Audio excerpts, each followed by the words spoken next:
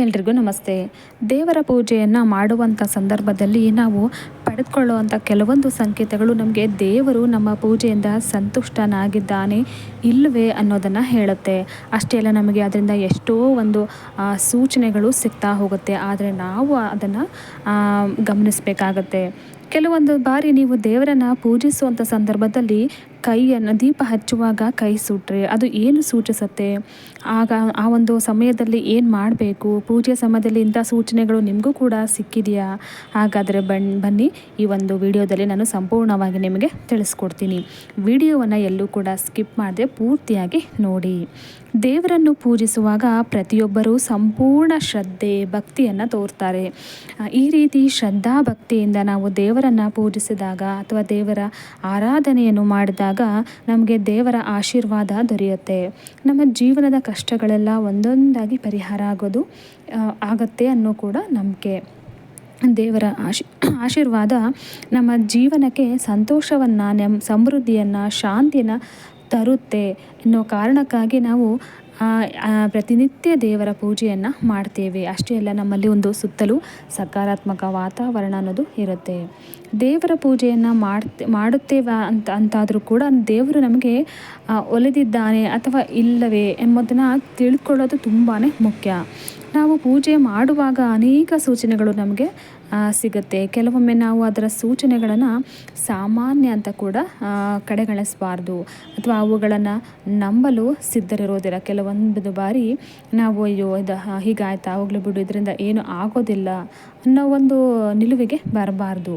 ಪೂಜೆಯಲ್ಲಿ ನಮಗೆ ಯಾವೆಲ್ಲ ಸೂಚನೆಗಳು ಸಿಗುತ್ತೆ ಅನ್ನೋದನ್ನು ನಾವು ಗಮನಿಸಿ ಮುಂದುವರೆದ್ರೆ ನಮಗೆ ತುಂಬಾ ಒಳ್ಳೆಯದು. ಹಾಗಾದರೆ ನೋಡಿ, ನೀವು ದೇವರನ್ನು ಪೂಜಿಸುವಂಥ ಸಂದರ್ಭದಲ್ಲಿ ಕೆಲವು ಬಾರಿ ಕಣ್ಣೀರು ಬರುತ್ತೆ. ನಾವು ತುಂಬ ಭಕ್ತಿಯಿಂದ ದೇವರನ್ನು ಪ್ರಾರ್ಥನೆ ಮಾಡಿಕೊಳ್ಳುವಾಗ ಕಣ್ಣೀರು ಬರೋದನ್ನು ನೀವು ನೋಡಿರಬಹುದು ಅಥವಾ ಸ್ವತಃ ನಿಮಗೆ ಇಂತಹ ಅನುಭವ ಆಗಿರಬಹುದು.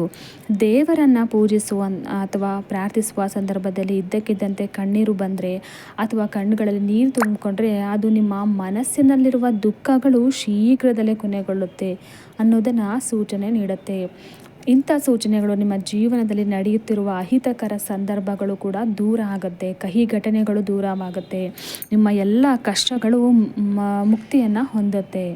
ಅಷ್ಟೇ ಅಲ್ಲ, ನಾವು ದೇವರ ಪೂಜೆ ಮಾಡುವಾಗ ಪ್ರತಿನಿತ್ಯ ದೀಪವನ್ನು ಹಚ್ಚಿಡ್ತೇವೆ.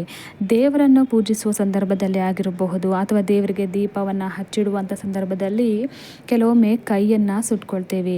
ಇದನ್ನು ತುಂಬ ಜನ ಸಾಮಾನ್ಯ ಅಂತ ಇದನ್ನು ಪರಿಗಣಿಸ್ತಾರೆ ಅಥವಾ ಇದನ್ನು ಮರೆತು ಬಿಡ್ತಾರೆ. ಆದರೆ ಇದು ತಪ್ಪು. ಪೂಜೆ ಮಾಡುವಂಥ ಸಂದರ್ಭದಲ್ಲಿ ಕೈಯನ್ನು ಸುಟ್ಟರೆ ಅದು ನೀವು ಯಾವುದೋ ಒಂದು ತಪ್ಪನ್ನು ಮಾಡಿದ್ದೀರಿ ಅಂತ ಸೂಚನೆಯನ್ನು ಕೊಡುತ್ತೆ. ಅಂಥ ಸಂದರ್ಭದಲ್ಲಿ ನೀವು ಪೂಜೆಯನ್ನು ಸರಿಯಾದ ವಿಧಿ ವಿಧಾನಗಳ ಪ್ರಕಾರಗಳ ಒಂದು ಶಾಸ್ತ್ರ ಪ್ರಕಾರಗಳ ಮೂಲಕ ನೀವು ಭಕ್ತಿಯಿಂದ ಯಾವುದೇ ಒಂದು ಕಲ್ಮಶವನ್ನು ಇಟ್ಕೊಳ್ಳದೆ ಮಾಡಬೇಕಾಗತ್ತೆ. ದೇವರಲ್ಲಿ ಕ್ಷಮೆಯನ್ನು ಯಾಚಿಸಿ ಮತ್ತೆ ದೀಪವನ್ನು ಹಚ್ಚಿ ದೇವರನ್ನು ಪ್ರಾರ್ಥನೆ ಮಾಡ್ಕೋಬೇಕು. ಅಷ್ಟೇ ಅಲ್ಲ, ಶಾಸ್ತ್ರದ ಪ್ರಕಾರ ಪೂಜೆಯನ್ನು ಮಾಡುವಂಥ ಒಂದು ಸಂದರ್ಭದಲ್ಲಿ ನಿಮಗೆ ಪದೇ ಪದೇ ಆಕಳಿಕೆ ಬರ್ತಾ ಇದ್ದರೆ, ಪೂಜೆಯಲ್ಲಿ ಪದೇ ಪದೇ ಆಕಳಿಕೆ ಬರ್ತಾ ಇದ್ದರೆ ಅದು ನಮ್ಮೊಳಗೆ ಯಾವುದೋ ಒಂದು ನಕಾರಾತ್ಮಕತೆ ಅಡಕ ಆಗಿದೆ ಅನ್ನೋದನ್ನು ಹೇಳುತ್ತೆ. ಇನ್ನು ಕೆಲವೊಮ್ಮೆ ನಮ್ಮೊಳಗೆ ನಕಾರಾತ್ಮಕ ಆಲೋಚನೆಗಳು ಹೆಚ್ಚಾದಾಗ ಇಂಥ ಒಂದು ಘಟನೆಗಳು ಕೂಡ ಸಂಭವಿಸುತ್ತೆ.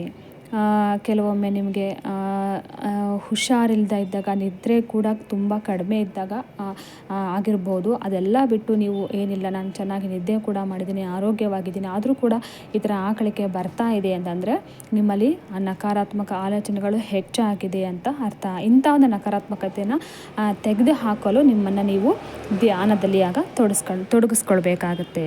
ಅಷ್ಟೇ ಅಲ್ಲ, ದೇವರು ನಮ್ಮ ಪೂಜೆಯಿಂದ ಸಂತೋಷಗೊಂಡಿದ್ದಾನೆ. ದೇವರಿಗೆ ಹಚ್ಚಿಟ್ಟ ದೀಪದ ಜ್ವಾಲೆಯು ಜೋರಾಗಿ ಅಥವಾ ನೇರವಾಗಿ ಶಾಂತವಾಗಿ ಉರಿಯೋದಕ್ಕೆ ಪ್ರಾರಂಭಿಸಿದರೆ, ದೇವರನ್ನು ಪೂಜಿಸುವಂಥ ಸಂದರ್ಭದಲ್ಲಿ ಇದ್ದಕ್ಕಿದ್ದಂತೆ ಅತಿಥಿಗಳು ನಿಮ್ಮ ಮನೆಗೆ ಒಂದು ಬಂದರೆ ಮತ್ತು ದೇವರ ಫೋಟೋ ಅಥವಾ ವಿಗ್ರಹದಿಂದ ಹೂವು ಮುಂದಕ್ಕೆ ಕೆಳಕ್ಕೆ ಬಿದ್ದರೆ ತುಂಬ ಒಂದು ಒಳ್ಳೆಯ ಸೂಚನೆಗಳು ಸಿಗುತ್ತೆ. ಇದರಿಂದ ನಿಮಗೆ ಒಂದು ಒಳ್ಳೆಯ ಒಂದು ಶುಭ ಸಂಕೇತ ಮುಂದೆ ಸಿಗುತ್ತೆ, ಶುಭ ಸಮಾಚಾರ ತಿಳಿಯುತ್ತೆ. ನಿಮಗೆ ಜೀವನದಲ್ಲಿ ಒಂದು ಒಳ್ಳೆಯ ಒಂದು ಸಂದರ್ಭ ಒದಗಲಿದೆ ಅಂತ ಅರ್ಥ. ದೇವರ ಪೂಜೆಯನ್ನು ಮಾಡುವಂಥ ಸಂದರ್ಭದಲ್ಲಿ ಇಂತಹ ಘಟನೆಗಳು ನಡೆದರೆ ಅವುಗಳನ್ನು ಅಲ್ಲಗಳೆಯೋದಕ್ಕೆ ಹೋಗಬೇಡಿ ಅಥವಾ ಅದನ್ನು ನಿರ್ಲಕ್ಷಿಸಬೇಡಿ.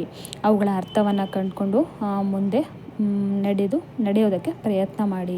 ಇಂತಹ ಸೂಚನೆಗಳು ನಮ್ಮ ಭವಿಷ್ಯದ ಬಗ್ಗೆ ಕೆಲವನ್ನು ಏನು ಹೇಳುತ್ತೆ ಅನ್ನೋದು ಕೂಡ ಸೂಚನೆಯನ್ನು ನೀಡುತ್ತೆ.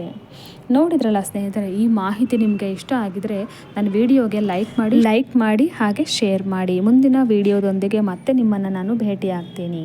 ಧನ್ಯವಾದಗಳು.